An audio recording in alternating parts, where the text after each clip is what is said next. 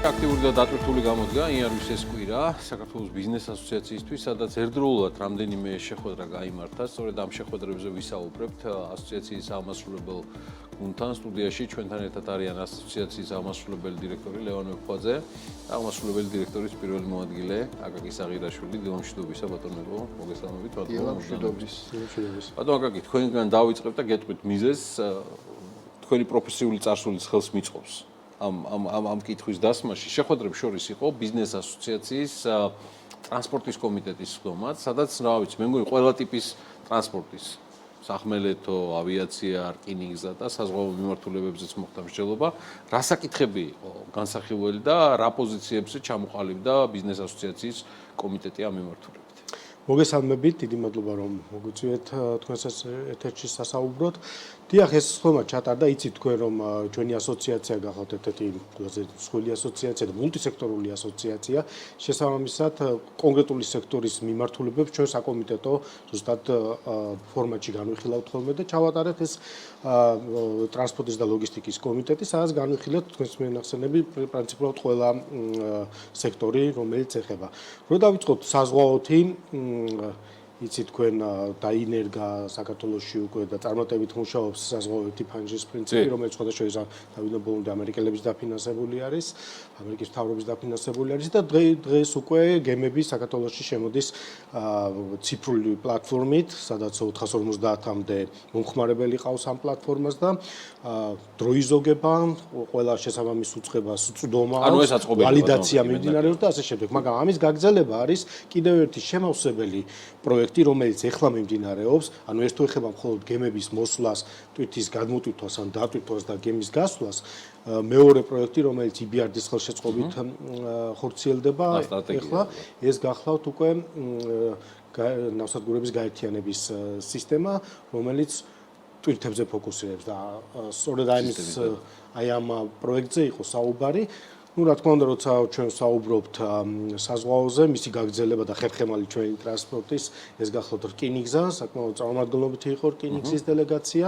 საუბარი შეეხო ისეთ გამოწვევებს, როგორც არის სავაგონო და სალოკომოტივო პარკის განახლება, თუ რა დოზით შეიძლება იქ ინვესტიციებს ველოდო და ასე შემდეგ. ცხადია, რკინიგზა შეიძლება ცალკე გადაცემა მიუწვრო, იმდენად მსხვილი არის თვითონ დარგი. Ну, ავიაციასაც შევეხეთ, ავიაციის ძირითადი გამოწვევა გახლავთ Cape-Town-ის კონვენციაზე მიერთება, ვინაიდან ლიზინგის გამცემ კომპანიებს უჭირთ საქართველოს შეყვარება და სწორედ პრემიუმ რისკი რო არ გაუძვიროთ ჩვენს ქართულ ავიაკომპანიებს, ჩვენ ამაზე გვექნება მუშაობა 2025 წლის განმავლობაში და რა თქმა უნდა, სახმელეთო ტრანსპორტზე ის რეფორმა, რომელიც დაგეგმილი არის, გულისხმობთ შიდა სამგზავრო გადაყვანის რეფორმას და აი ამ საკითხებზე გქონდა ჩვენ საუბარი. ნებისმიერ დროს სხვა შორს რკინიგზაზე, ანუ როცა ჩათვლით საჭიროდ ან რომელიმე ამ მიმართულებაზე მზადდება. ლევან, შეხვედრებს შორის იანვრის თვეში საკმაოდ აქტიური იყო შიდა შეხვედრები, რომელსაც თქვენ ყოველთვიურად მართავთ, იქნება ეს ბორდის, თქვათ იქ სამეთვალყურეო საბჭოს თუ გაფართოებული შემადგენლობის შესახებ. ნაწილთან დაკავშირებით გაკეთდა კომენტარები რამდენიმე დღის წინ, ძირითადად იმ ბიზნესმენებისგან, რომლებიც ზოგადად აქტიურობენ, ყველა აქტიურობს და ზოგადად ყველა ბიზნესმენს არავის არ უყვარს მიკროფონის ხელშიც დაჭერა, მაგრამ ამ შემთხვევაში იყო საუბარი ფორმატზე და ერთგვარად ბიზნეს ასოციაციის საჯარო პოზიციაზე მიმდინარე პროცესებთან დაკავშირებით. რა ტიპის შეხვედრა იყო და საერთოდ რატო წამოიწია იანვრის ბოლოს ამ საკითხმა? მადლობა გიორგი, საინტერესო თემაა და ეს თემა და ეს საკითხი მედია ინტერვიუები და ამ შემდეგ და ეს შეხვედრები თავისთავად დადასტურებს, რომ ასოციაციის შიგნითაც დისკუსია, ძალიან ცხარე დისკუსია მიმდინარეობს. მე არ ვიქნები პირველი თუ გავამხელ, რომ ეს შეხვედრა არ იყო პირველი და არც უკანასკნელი ამ თემაზე, იმიტომ რომ ჩვენ დეკემბერშიც გვქონდა მსგავსი შეხვედრები და ყველა ამ შეხვედრაზე სწორედაც ვიკრიბებოდით რაღაცა კონკრეტული დღესასრიგის გარეშე. ანუ არ გვეწერა, მოდი პირველი განვიხილოთ, მეორე მესამე. ეს იყო ღია შეხვედრა, დისკუსია და რაც თავარია, ეს დისკუსიები მიმდინარეობდა რის გარშემო, ანუ რა გვაერთიანებს და რისთვის არსებობს ეს ასოციაცია, იმიტომ რომ საბოლოო ჯამში იცით, რომ იყო გარკვეული საჯარო მოწოდებები, იყო, მოდი ვიღაცა ამას ბულინგს უწოდებს, ვიღაცა ეძახის მოწოდებას და ამ შემდეგ, მაგრამ ტერმინოლოგიაში ცხადი არ შევიდეთ და ვთქვათ, რომ იყოს საჯარო მოწოდებები და ამაზე ბუნებრივია რაღაცა ტიპის, როცა საზოგადოების გარკვეული ნაწილის მხრიდან მოლოდინები არის, ასოციაციამაც უნდა უპასუხოს და ამიტომ ეს იყო მიზეზები ამ შეკრებისა. აი, ჩამოწერეთ საკითხები მათ შორის აი 100 საკითხი რო ჩამოწერო, რა გვაერთიანებს და რა არის განსხვავება პოზიციებში, ალბათ ვიტყოდით, რომ 99 საკითხია, რაზეც ყველანი ვთანხმდებით და მე შემიძლია მე დეტალურადაც ვისაუბროთ, რა საკითხებია და რის გარშემო ვთანხმდებით, მაგრამ ერთი საკითხია, რომელზეც საბოლოო ჯამში ამ ყველა შეხვედრის მერე მივედით, რომ საერთო ერთიანი პოლიტიკური აზრის არსებობა ასოციაციაში შეუძლებელია რომ არსებობდეს, გამომდინარე მისი მრავალფეროვნება. ეს არის ასობით კომპანია, წარმოიდგინეთ, ეს არის უზარმაზარი გაერთიანება, ფაქტობრივად ეკონომიკის 70-80% კერძო სექტორი ჩვენთან არის წარმოდგენილი, ამიტომ მოთხოვოთ რომ ყველას ერთნაირად იაზროვნოს, იქნება ძალიან რთული პოლიტიკურად, თუმცა საკითხები, რომელზეც ჩვენ ყველანი ვთანხმდებით, არის სათქმელათაც მარტივი და ჩამოსათვლელათაც ძალიან ესეთი მე ვფიქრობ საინტერესო, იმიტომ რომ საკითხებია მათ შორის არის საკითხებში არის ეკონომიკა. ნომერი პირველი საკითხი, რაზეც ჩვენ რატო? იმიტომ რომ ჩვენ მართალია ეკონომიკის ნაწილი ვარ და ბიზნესია, ანუ ბიზნესი, რომელიც აგენერირებს გარკვეულ ფინანსურ ნაკადებს, ასაქმებს ხალხს და ამ შემდეგ, მაგრამ თუ საერთოდ ეკონომიკაში არ იქნება სიჯანსაღე, ცხადია ბიზნესი ცალკეღებული რომელიმე სექტორში, რომელიმე ერთი კომპანია ვერ იქნება წარმატებული და არის სწორედ, როცა ეკონომიკა, არის კურსი, დასაქმება და ამ შემდეგ საუბრობთ, არის ეს ის სწორედ ის პრიორიტეტი, რომელზეც მიაჩნია რომ ასოციაციას. იმ 93 საკითხში შეგიძლიათ თქვა თუ არა, როგორც აღმასრულებელმა ხელმძღვანელმა ასოციაციისა, რომ ღირებულების საკითხებშიც დაგვეძრა. ღირებულების საკითხებია. გეტყვით, კი ბატონო.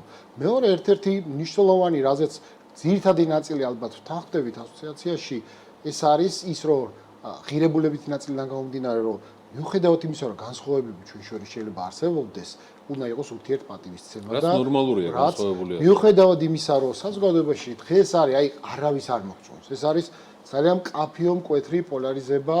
შეიძლება ვთქვათ, რომ ერთმანეთის მოსაზრებების პატივისცემის არ არსებობდა და შემდეგ, მაგრამ აი ჩვენ ოჯახში რაზეც ვთანხმდებით, არის სწორედ ეს, რომ აი ეს ურთიერთ მოსაზრებების პატივისცემა უნდა იყოს და ასევე ერთ-ერთი ძალიან მნიშვნელოვანი რა არის, ვიტყოდი, ეს არის ეგრეთ წოდებული დასავლური გზა განვითარების ქვეყნის, იმიტომ რომ ჩვენ საუბრობთ კომპანიების დიდ ნაწილზე, პირველი რომ თავად ეს კომპანიები სწორედ ამ ღირებულებებს ეფუძნება. და მეორე თქვენ რო ნახოთ ის ადამიანები, გინა დამფუძნებლები, გინა კომპანიის დირექტორებია, დიდ ნაწილში, რა თქმა უნდა. მოდი ასე ვთქვათ, 99% კომპანიებისა სწორედ ამაზე ვთანხმდებით, რომ საბოლოო ჯამში შეიძლება დღეს გარკვეული შეფერხებები ამ გზაზე, გარკვეული, მაგრამ ყველა თანხმდება და ყველა საქმე მოლოდინი ან ისე ან ასე, რომ იქნება გადატვირთვა ურთიერთობების და შესაბამისად ეს გზა არის შეუცვლელი. ეს არის მოდი ორჯერ 4 ესეთივე ჭეშმარიტება კომპანიების. შეიძლება ითქვას თუ არა, რომ შეხვედრებმა, მუდმივმა შეხვედრებმა და საუბრებმა ასოციაციის წევრებთან და ბოლო შეხვედრიდან გამომდინარე, მივდივართ იმ რეზუმირებამდე, რომ ბიზნეს ასოციაცია თავისი მრავალფეროვანი წევრებიდან გამომდინარე, საერთო პოლიტიკურ საკითხებზე ძირითად თემებში თანხმედრის მიუხედავად, ამ ტიპის საჯარო განცხადებებიდან თავს შეიკავებს და ის რჩება ერთგვარად ლობისტურ ორგანიზაციად, რომელიც მომავალში აი ამ ფორმატში გააგრძელებს მუშაობას. ეს არის სწორედ ის რის თქმასაც ახლა მე ვაპირებდი დამატებით კიდე, იმიტომ რომ საბოლოო ჯამში ამაზე შევთანხმდით, რომ და ძალიან მისასალმებელი იყო განსაკუთრებით იმ ადამიანების პოზიცია, რომელიც free business პლატფორმაში შეუერთდნენ, რომ მათი მხრიდან მოხსნა საკითხის, რომ არ არის აუცილებელი რომ ასოციაცია ღია საჯარო საერთო ერთიანი პოზიციის განცხადებები აკეთებს, მაშინ როცა ეს პოზიცია პრინციპულად ჩვენ ალბათ ვერ შევთანხმდებით რაღაცებზე შიგნით, დარჩეს და იყოს და გააგრძელოს, თავარი რისთვისაც იქნება, ეს არის ლობისტური ორგანიზაცია, რომელიც ნებისმიერ ხელისუფალთან კიდევ ერთხელ ხაზს უსვავ, იქნება ძალიან აქტიური ინტერაქციაზე რისთვის, სწორედ იმ საკითხებისთვის, რისთვისაც ჩვენ ვარსებობთ, ეს არის ეკონომიკა, დასაქმება, ბიზნესის გარემო და ამ შემდეგ. ანუ იცით რომ ათობით რეგულაცია, ათობით სტანდარტია, რომელიც შემოდის ამ ეთერში ამაზე ვსაუბრობთ ხოლმე ძირითადად, დავდივართ ხოლმე და ეს არის საკითხები, რომელიც მეორე მხრიდან ადმინისტრაციული ორგანოა, მარეგულირებელია, საგამომდებლო ორგანოა, მთავრობა და ამ შემდეგ ეს არის ის სტრუქტურები, რომლებიც იღებენ გადაწყვეტილებას შესაბამისად, ყველა მიუხედავად იმისა მათ შორის ის კომპანიებიც, რომლებიც შეიძლება რომელთა გამოსნებელი შეიძლება ამბობს, რომ არალეგიტიმურია ხელისუფლება, ისეც ამბობს, რომ არა, მოდი ეს თემა დავტოვოთ მიღმა ასოციაციის და ასოციაცია იყოს აქტიური ინტერაქციაში, როგორც ლობისტური კომპანია, როგორც ლობისტური ორგანიზაცია ბიზნეს ინტერესების დასაცავად და იყოს კომუნიკაციაში ნებისმიერ ხელისუფლებას. გასაგებია ყველაფერი. მადლობელი ვარ მობრძანებისთვის, წარმატებულ წელს გისურვებთ. თქვენ და ბიზნეს ასოციაციას ლევან ვეფხვაძე, საქართველოს ბიზნეს ასოციაციის აღმასრულებელი დირექტორი და აკაკი საღირაშვილი, ბიზნეს ასოციაციის აღმასრულებელი დირექტორის პირველი მოადგილე.